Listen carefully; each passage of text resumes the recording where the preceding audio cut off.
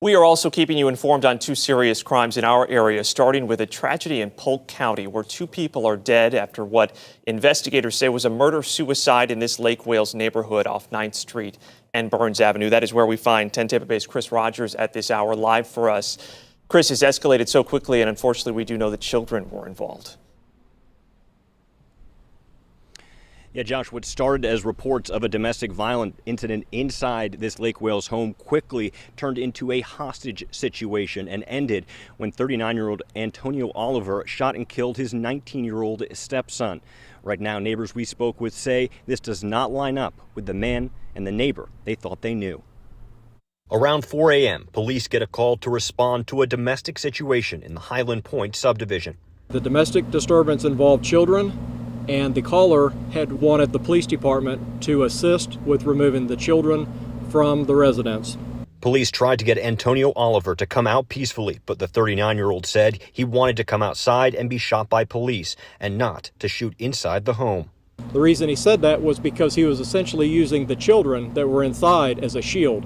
Stanley Smith lives right next door. He said this doesn't line up with the man he knew. He was a pretty good guy. Help you with anything. He knew how to work on a lot of stuff, so if you needed something worked on, he worked on it for you. I'm just shocked.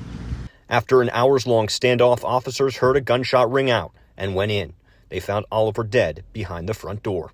They also found a 19-year-old male, which is the stepson, and he was also deceased in a back bedroom. Inside, officers discovered not only two bodies, but an arsenal of weapons. We consider ourselves very, very lucky today. Had he wanted to have a gunfight, he could have created a war. The violence shattering the peace of a residential community. It's pretty shocking, though, because this is a quiet neighborhood. Leaving unspeakable tragedy behind. You wake up and find out 2 lives are lost, and for what reason, nobody knows. But haven't got to the end of the story, but all I can do is pray for them, keep them in prayer.